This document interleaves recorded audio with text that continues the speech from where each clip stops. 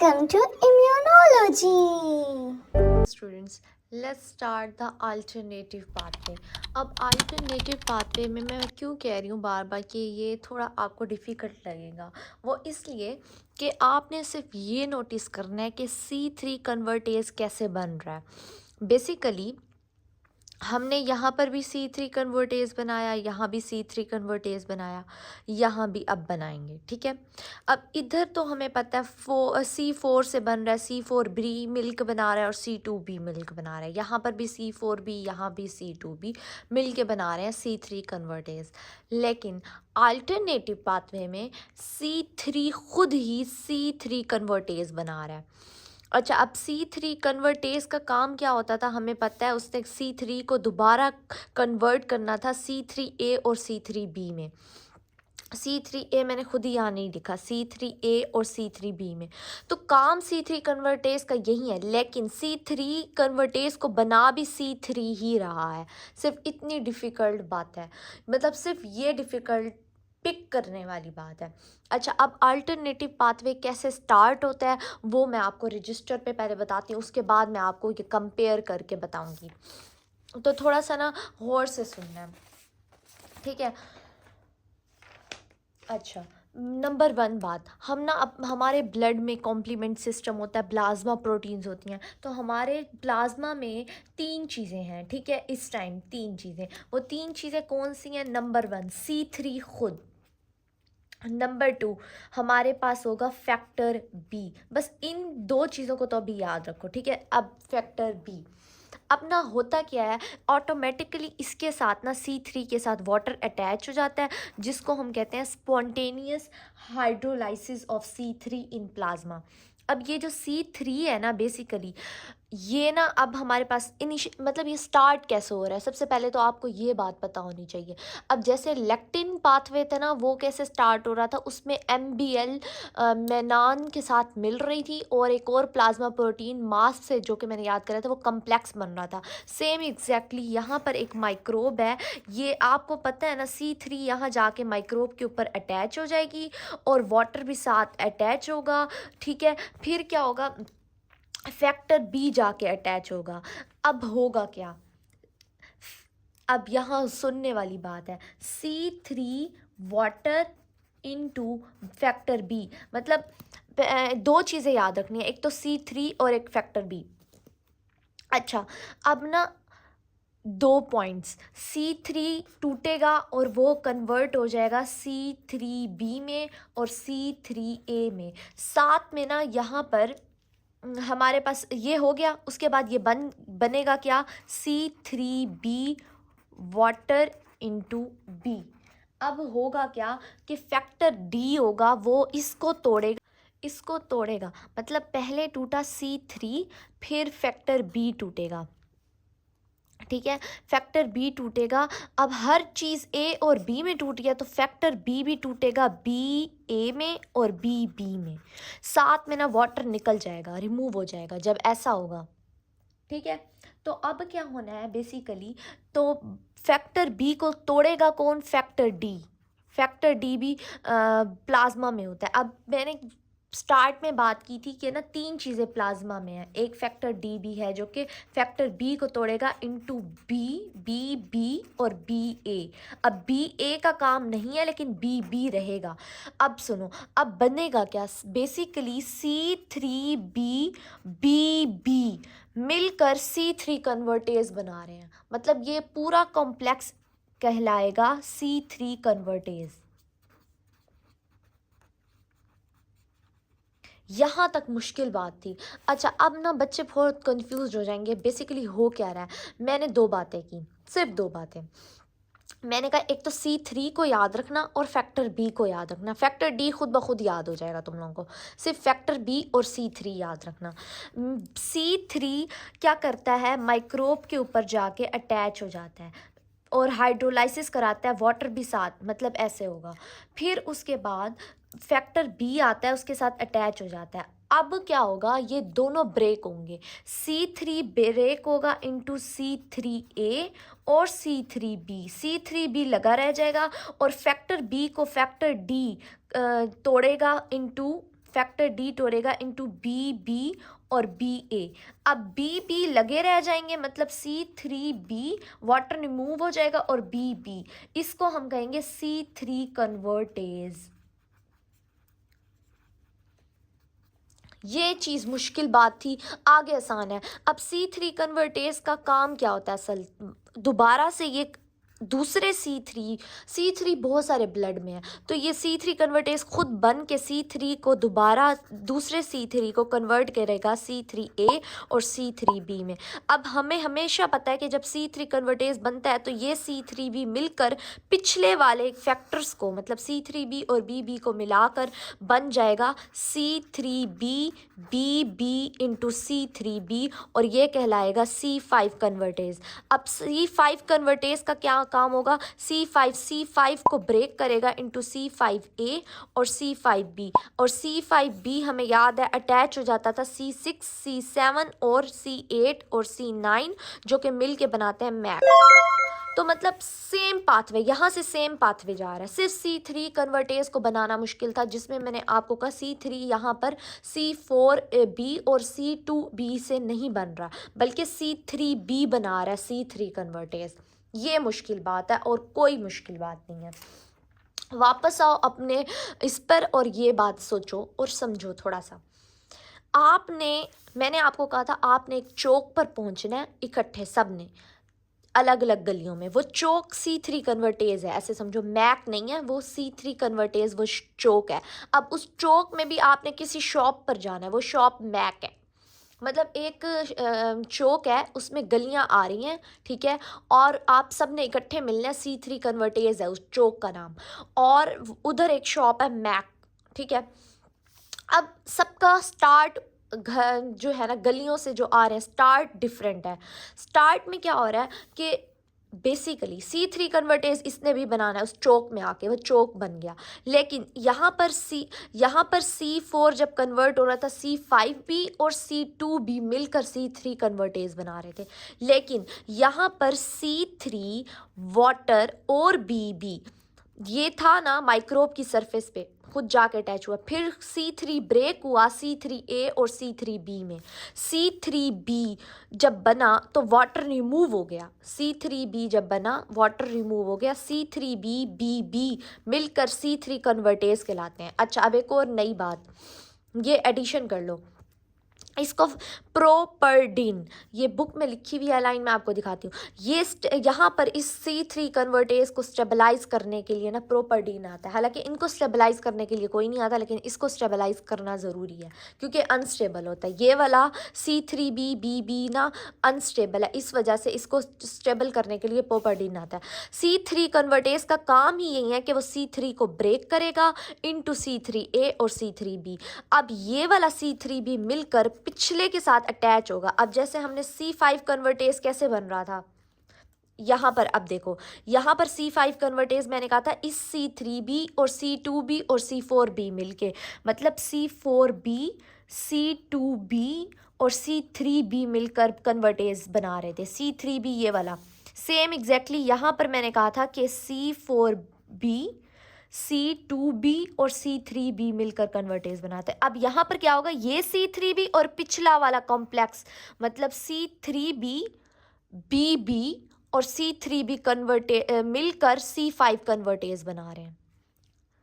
ये वाला C3B और ये मिलकर, इसको मैं बॉल पॉइंट से कर देती हूँ ताकि आपको समझ आ जाए।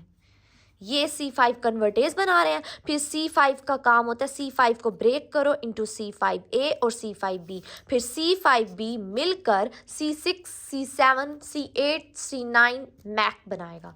अब बुक में देखो सेम एग्जैक्टली यही बात की गई है बुक में, तुम लोग ज़रा गौर से देखना। रुको मैं जूम इन करूँ। अब इसमें क्या है, वो कह रहे हैं ये C3 कन्वर्टेज जो है ये अल्टरनेटिव पाथवे का, जिस पे C3 जाके अटैच होता है और वाटर भी ऐड होता है, जिसको स्पॉन्टेनियस हाइड्रोलाइसिस कहते हैं। फैक्टर बी को ब्रेक करता है फैक्टर 8 और वो कन्वर्ट हो जाता है इनटू, यहाँ लिखा हुआ है C3B और BB। It is called C3 convertase, लेकिन ये अनस्टेबल है। इसको स्टेबल करने के लिए प्रोपर्डीन आती है और बुक की लाइन है, मैं दिखाती हूँ आगे। इसको फैक्टर डी भी पी भी कहते हैं, पी इसको कहते हैं। अच्छा, C3 कन्वर्टेज तोड़ता है C3 को, मज़ीद C3 को इंटू C3 और A और C3B, फिर मज़ीद इसके साथ C3B जब अटैच होगा इसको C5 कन्वर्टेज कहेंगे। अब यहाँ पर देखो ये C5 कन्वर्टेज लिखा हुआ है, C3B BB इंटू C3B, ये है C5 कन्वर्टेज। अच्छा, अभी आपको ये मुश्किल लग रहा होगा, जब 2-3 बार लिखोगे ना तो आसान हो जाएगा। अब बुक में भी ये सारी की सारी यही डिटेल है कि C3 कन्वर्टेज क्या है, जो कि सिमिलर है हमारे फैक्टर डी की भी बात की गई है ऑलरेडी, हमें पता है। ठीक है, अब आ जाते हैं इनकी रेगुलेशन पे। अब सिर्फ सिंपल सी बात है, ये हमारे पास पाथवे थे, इनको रेगुलेट भी तो कोई कर रहा है। जैसे हमने मैं आप लोगों को मज़े की बात बताती हूँ, जैसे हमने टी सेल पढ़े थे, टी सेल पे चेक पॉइंट्स पढ़े थे, उनको भी कोई चीज़ कंट्रोल करी थी ना, बिल्कुल सेम एग्जैक्टली इन पाथवे को भी कंट्रोल करने के लिए किसी चीज़ को होना ज़रूरी है। ऐसा ना हो कि ये ओवर एग्जैजरेट हो जाए, हर चीज़ का ओवर काम करना भी ख़तरे से खाली नहीं है। इसलिए अल्लाह ताला ने इस पाथवे को रोकने और इस पाथवे को रोकने के लिए हमें कुछ इनहिबिटर्स दिए हुए हैं। जैसा कि इस सबसे पहली बात मैंने आपको क्लासिकल पाथवे के बारे में बात बताती हूँ। हमें पता है जब तक एंटीबॉडी नहीं होगी C1 ने एक्ट नहीं करना। हमने कहा इसके लिए एंटीबॉडी का होना बहुत ज़रूरी है। एक तो इसको रेगुलेट कर रहा है एंटीबॉडी, दूसरा एक और अल्लाह ताला ने C1 इनहिबिटर पैदा किया होता है ताकि C1 इनहिबिटर इसको इनहिबिट कर ले और वो C4 पे एक्ट ना करे, और C4 आगे C4B ना बनाए, C2 पर एक्ट ना करे, आगे फर्दर पूरा प्रोसेस ना हो। तो अल्लाह ताला ने इसको कंट्रोल करने के लिए कि C1 ज़्यादा काम ना करे, ज़्यादा ओवर एग्जैजरेट काम ना करे, ऐसा ना करे हमारी, क्योंकि हमारे ब्लड में तो मुसलसल C1 है, ऐसा ना हो ये ज़्यादा काम करना शुरू हो जाए अंधाधुंध और C1 जो है ना C4 को ज़्यादा ब्रेक करे, आगे ज़्यादा मैक प्रोड्यूस हो। जब ज़्यादा मैक प्रोड्यूस होंगे हमारी बॉडी को भी तो नुकसान हो सकता है, हमारे सेल को भी लाइज कर सकता है।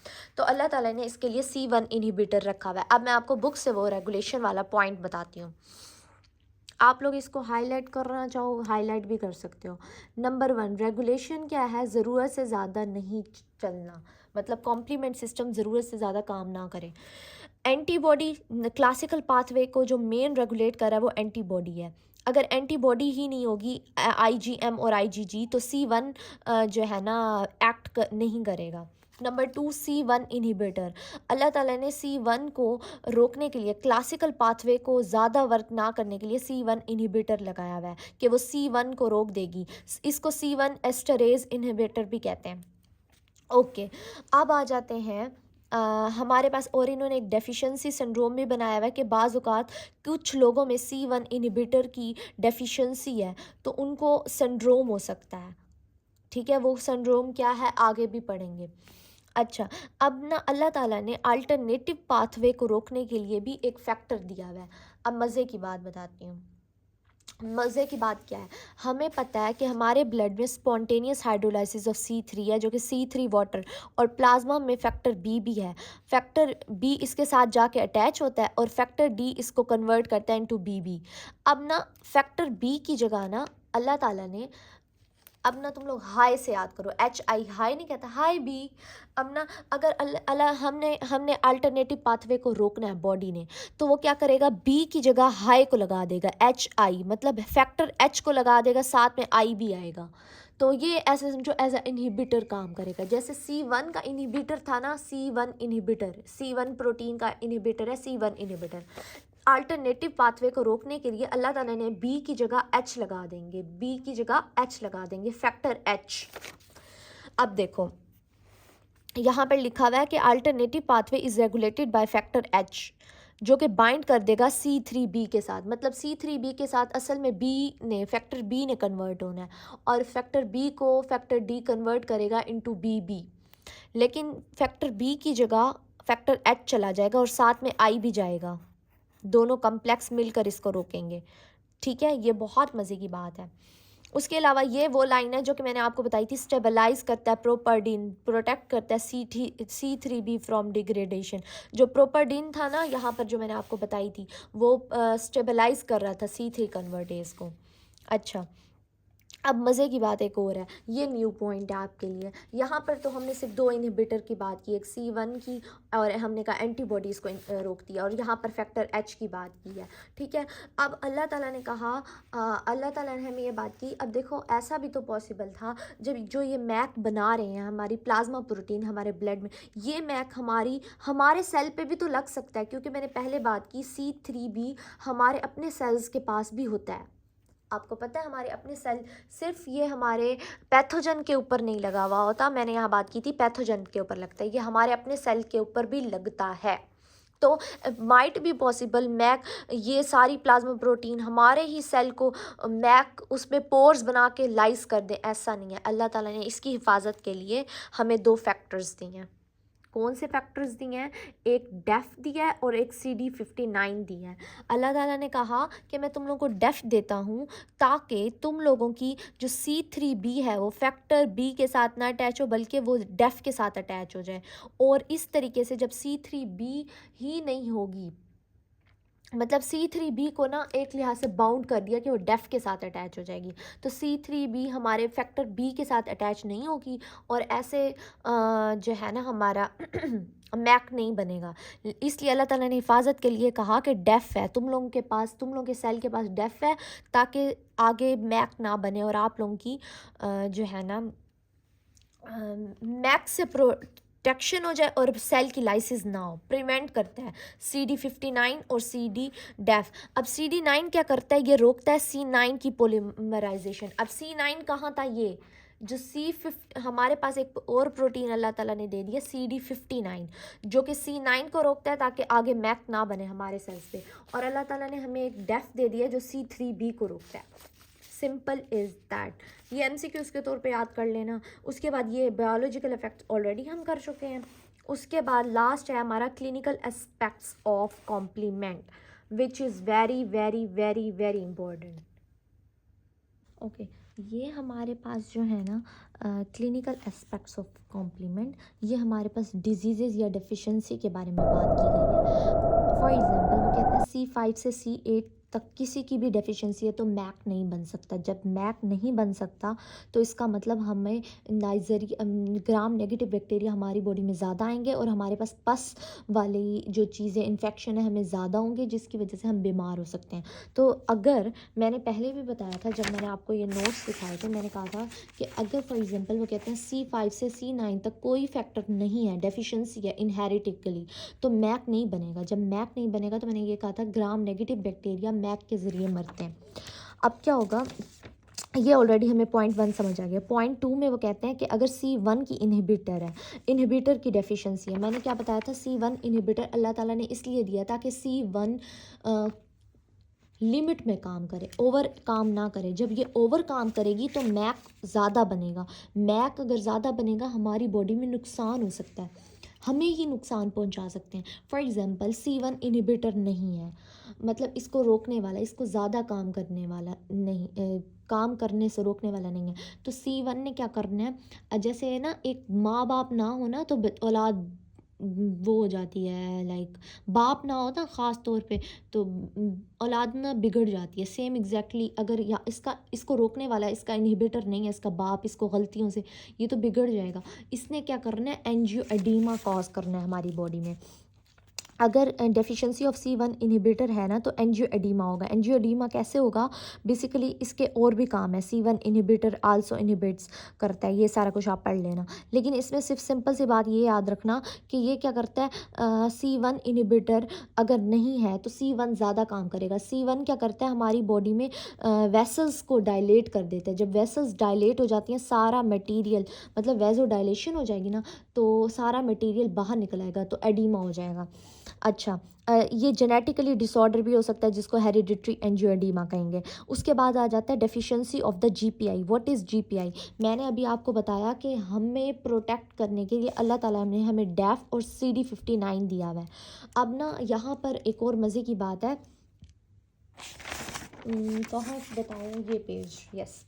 यहाँ मज़े की बात क्या है कि अल्लाह ताला ने अब हमारा, ये मेरा सेल है, मेरी बॉडी का अपना सेल, तो यहाँ पर भी C3 भी है, लेकिन हमारे अल्लाह ताला ने हमें प्रोटेक्ट करने के लिए CD55 दे दिया है और CD59 और डेफ दे दिया है, ठीक है।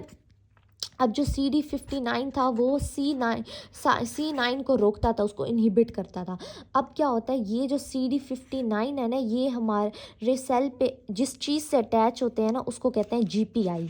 जब वो चीज़ नहीं है CD55 को लगाने वाली, वो चीज़ ही नहीं है, तो CD55 भी नहीं होगा, जिसकी वजह से हमारे सेल्स के ऊपर ही हमारे मैक बनना शुरू हो जाएगा और उसकी लाइसिस स्टार्ट हो जाएगी। ज़्यादातर लाइसिस किस चीज़ की होती है, रेड ब्लड सेल्स की लाइसिस होती है। अब ना रेड ब्लड सेल्स हैं, उनके ऊपर अल्लाह ताला ने फॉर एग्ज़ाम्पल डेफिशिएंसी है GPI की, ठीक है, तो फिर CD55 भी नहीं होगी, जिसकी वजह से क्या होगा, हमारे इसके ऊपर मैक बनेगा और हीमोग्लोबिन बाहर आ जाएगी। जब हीमोग्लोबिन ब्लड में ज़्यादा हो जाती है तो हीमोग्लोबिन यूरिया हो जाता है, वो यूरिया में भी ज़्यादा होना शुरू हो जाती है और आपका यूरिन ब्राउन हो जाएगा। और जब रेड ब्लड सेल्स की लाइसिस हो जाएगी तो रेड ब्लड सेल्स की कमी हो जाएगी, जिसमें एनीमिया हो जाता है, कौन सा, PNH वाला, ठीक है। ये हमने पढ़ा हुआ है, आप लोगों ने अगर ज़्यादा डिटेल पढ़नी हो तो पढ़ लेना, बड़ा शौक हो तो। अच्छा, अब आगे उन्होंने हमें ये, अब देखो दो डेफिशिएंसी, एक C1 इनहिबिटर की बात की, अगर C1 इनहिबिटर की डेफिशिएंसी होगी तो एंजियोडीमा होगा, फिर हमें सर कह रही हूँ, हमारी बुक ने बताया GPI की अगर डेफिशिएंसी है तो फिर क्या होगा, PNH हो रहा है। सिंपल रखो बात को। अब आ जाते हैं एक और बात, उन्होंने कहा कि अगर, और ना PNH ज़्यादातर रात को होता है, एट नाइट, ये MCQs है, ज़रा याद रखना इस बात को। अच्छा, अब ना इन ट्रांसफ्यूजन मिसमैचेस, मतलब ट्रांसफ्यूजन जब हो रही होती है हमारे बॉडी में, गलत ट्रांसफ्यूजन, वो कहते हैं अगर आपने A पर्सन को, मतलब जिसका ब्लड ग्रुप A है, वो कहते हैं कि जिसका ब्लड ग्रुप A है, आपने उसको A दे दिया B वाले को, मतलब डोनर A था, बी रेसिपिएंट था, तो इसमें क्या था, इसके पास तो एंटीबॉडीज़ थी ए के ख़िलाफ़। तो फिर जब ना इस तरीके का आप काम करते हो तब भी हमारा कॉम्प्लीमेंट, वो कहते हैं एक्टिवेट हो जाता है। जब कॉम्प्लीमेंट एक्टिवेट हो जाता है तो वो मैक बनाता है, जिसकी वजह से रेड ब्लड सेल्स की लाइसिस होना स्टार्ट हो जाती है। तो ये वही बात है, वो कहते हैं कि ना जब आप गलत ट्रांसफ्यूजन कर लेते हो ना, तब भी हमारा कॉम्प्लीमेंट सिस्टम एक्टिवेट हो जाता है, जिसकी वजह से मैक ज़्यादा प्रोड्यूस होता है और एनाफाइलाटॉक्सिन एलर्जी शुरू हो जाती है और रेड ब्लड सेल्स की ब्रेकडाउन शुरू हो जाती है। हमने पढ़ा तो है कि जब हम गलत मिसमैच से देते हैं तो वो हीमोलाइसिस हो जाती है और एनाफाइलाटॉक्सिन भी हो जाता है और बंदा शॉक में भी जा सकता है अगर आप गलत ट्रांसफ्यूजन कर देते हो। ये काम तो ब्लड बैंकिंग का है। उसके बाद उन्होंने हमें ये बताया इम्यून कॉम्प्लेक्सेस के बारे में कि ऑटो इम्यून डिजीज़ कब होगी या इन्फ्लेमेटरी डिजीज़ कब होगी, जब एक्यूट ग्लोमेरुलोनेफ्राइटिस या SLE हो जाता है। इसमें क्या होगा, बेसिकली एंटीजन और एंटीबॉडी जो है ना ज़्यादा वो होंगे, जिसकी वजह से कॉम्प्लीमेंट सिस्टम ज़्यादा एक्टिवेट होगा। आपको पता है जब भी हमारी बॉडी में, जब भी इम्यून सिस्टम ज़्यादा एक्टिवेट हो, ओवर एग्जैजरेट होगा, तो हमारे पास ऑटो इम्यून डिजीज़ होंगी। ये हम आगे भी पढ़ेंगे, इसलिए इस बात को अगर रहने भी दो, कोई मसला नहीं है। अच्छा, अब ये इंपॉर्टेंट बात है, मैंने स्टार्ट में बताया था जो कॉम्प्लीमेंट 20 हमारी प्रोटीन्स है, लेकिन हम पाथवे में C1 से C9 को देखते हैं तो ये सारी प्रोटीन्स लीवर बनाता है। अगर लीवर की डेफिशिएंसी है तो कॉम्प्लीमेंट सिस्टम काम नहीं कर रहा। जब कॉम्प्लीमेंट सिस्टम काम नहीं कर रहा, इसका मतलब आपकी इम्यूनिटी कहीं ना कहीं तो कम होगी, चाहे आपके पास इनेट इम्यूनिटी या अडॉप्टिव इम्यूनिटी है, बट आपके पास फिर भी आपको डेफिशिएंसी होगी और आपको पायोजेनिक बैक्टीरिया ज़्यादा अफेक्ट करेंगे और ग्राम नेगेटिव बैक्टीरिया भी ज़्यादा, क्योंकि उनको मारने के लिए अल्लाह ताला ने कॉम्प्लीमेंट्री हमें ये प्रोटीन्स दी हुई हैं। कितना मज़े का टॉपिक था, थोड़ा डिफ़िकल्ट था बट इट्स मच बेटर कि अल्लाह ताला ने कॉम्प्लीमेंट्री हमें ये कुछ भी दिया हुआ है जो कि ग्राम नेगेटिव बैक्टीरिया को मार सकता है। अब आ जाते हैं अपने MCQs की तरफ, जो कि बहुत इजी होने वाले हैं, ठीक है। Regarding the complement path which one of the following is most accurate. अच्छा, ये बात मैंने आपको पहले भी बताई थी, ये मैंने MCQs हाईलाइट भी कराया था, ये वाला दिस लाइन मैंने ये कहा था कि the first time a person is expose to a microorganism, जब फर्स्ट टाइम कोई भी बंदा किसी कोई ऑर्गेनिज्म आता है ना पहली मरतबा, तब एंटीबॉडीज़ नहीं बनी हुई होती, तो अल्टरनेटिव पाथवे और लेक्टिन पाथवे साथ में एक्टिवेट होता है। यहाँ पर खैर लेक्टिन पाथवे का इन्होंने नहीं कहा हुआ, लेकिन आप लोग ये माइंड में रखना लेक्टिन और अल्टरनेटिव पहले रिस्पॉन्स में एक्टिवेट होंगे, लेकिन क्लासिकल पाथवे सेकेंडरी रिस्पॉन्स पे एक्टिवेट होगा, क्योंकि उसको एंटीबॉडी की ज़रूरत है जो कि आईजीजी या फिर आईजीई होगी, सॉरी एम ई क्यों कह रही हूँ मैं। अच्छा, उसके बाद है one of the following complement components which one is the most important opsonin C3b। हमें पता है C3b का मैंने आपको बताया था, जब हमारे जो न्यूट्रोफिल होते हैं उनके ऊपर आईजीजी होता है, आईजीजी के साथ C3b अटैच हो जाता है और यहाँ एंटीजन और वो न्यूट्रोफिल के पास जाता है, वो उसको अच्छे से फैगोसाइटोस कर सकते हैं। और एक और मज़े की लाइन बताऊँ, जो प्रीवियस हमने टॉपिक पढ़े थे ना, उसमें आईजीजी जब मैंने 20 सेल वाला चैप्टर आपको पढ़ाया था, तब आईजीजी का भी ये बताया था कि वो भी ऑप्सोनाइजेशन अच्छी करवा सकती है इन हमारे आईजीजी और C3b। अगर कॉम्प्लीमेंट सिस्टम की बात करें तो C3b को ऑप्सोनाइजेशन कराती है, मतलब फैगोसाइटोसिस अच्छे से कराती है, और अगर एंटीबॉडीज़ की बात करें तो IgG और IgM, लेकिन ज़्यादा IgG ऑप्सोनाइजेशन में ज़्यादा अच्छा रोल प्ले करती है। और ये मैंने MCQs भी हाईलाइट कराया था, रुको मैं दिखा देती हूँ, होप सो मुझे मिल जाए, क्योंकि मैं ऐसी बंदी हूँ जब मुझे कोई चीज़ मिलनी हो मुझे, हाँ, मोस्ट इम्पॉर्टेंट इन लाइन तो मुझे नहीं पता मैंने कब हाईलाइट कराई है, लेकिन मुझे यहाँ, हाँ, IgG is the immunogen that ऑप्सोनाइज अच्छा कराती है हमारी आईजीजी। तो और मैंने C3b का भी आपको बता दिया, और यहाँ पर भी इन्होंने टेबल में आईजीजी में 2+ लगाए हुए हैं कि ये बहुत अच्छी ऑप्सोनाइजेशन कराती है अदर हमारे एंटीबॉडीज़ में। अच्छा, विच one of the following components which one is the most important in attracting, कौन न्यूट्रोफिल्स को बुलाता है, कीमोटैक्टिक कौन सा है आपको पता है ना, C5a कीमोटैक्टिक भी है, यहाँ पर मैंने आपको बताया था कि अट्रैक्ट करता है न्यूट्रोफिल्स को, और एनाफेलाटॉक्सिन भी है, ये भी मैंने आपको हाईलाइट कराया था कि सबसे अच्छा C5a ही एनाफेलाटॉक्सिन है, जो कि एलर्जी कॉज करता है। कैसे कॉज करता है नेक्स्ट चैप्टर में डिटेल में पढ़ेंगे कि मास्ट सेल्स की डीग्रेनुलेशन होती है, हिस्टामीन रिलीज होता है जो कि एलर्जी कॉज करता है, आगे भी पढ़ेंगे। अच्छा जी, अब आ जाते हैं विच one of the following which one is the most important function of the complex form by, हाँ, अब C5b C6 7 8 9 मिलकर क्या बनाते हैं, मैक बनाते हैं, ऑलरेडी हमें पता है। टू परफोरेट का मतलब क्या है, सुराख पैदा करना, परफोरिन पैदा करना, जिसको हम होल्स कहेंगे, पैदा करता है सेल्स में और उसकी लाइसिस करा देता है। आगे मैक लिख भी दो। अच्छा, अ deficiency of which one of the following complement components, किस चीज़ की डेफिशिएंसी होगी कि नाइजेरिया उस बंदे को ज़्यादा कॉज करेगा, मैक की डेफिशिएंसी होगी, इनकी डेफिशिएंसी होगी, तो हमने ये लाइन अभी भी पढ़ी, रिसेंटली पढ़ी, ठीक है। उसके बाद आ जाते हैं लास्ट वाला, ये बहुत मज़े का है। अच्छा, ये वाला अब देखो, ये सिनेरियो बेस्ड है। Your patient is 20 year old who complains on swelling हो रही है, एडीमा हो रहा है, मतलब उसका swelling of fullness and angioedema का नाम भी लिखा हुआ है, ये इसका की पॉइंट है। It is difficult to breathe, the swellings are not red, हाँ। अब क्या होगा कि एंजियोडीमा कब होता है, जब C1 की इनहिबिटर होता है, इनहिबिटर की डेफिशिएंसी होगी, तो C1 ज़्यादा काम करेगा और वेजोडाइलेशन कराएगा। जब वेजोडाइलेशन कराएगा तो सारा जो ब्लड की चीज़ें हैं वो बाहर निकल आएंगी, जिसकी वजह से पेशेंट को एडीमा हो जाएगा। She has to litre C1 inhibitor. ये बहुत इंपॉर्टेंट था चैप्टर, और आई थिंक आप लोगों को मज़ा आया होगा। कोई क्यूरीज हो वो आप लोग मुझसे कमेंट सेक्शन में पूछ सकते हैं। I hope you like the video. Next lecture में आ जाना, और उसमें हम हाइपर सेंसिटिव पढ़ेंगे और बहुत मज़ा आने वाला है उसमें।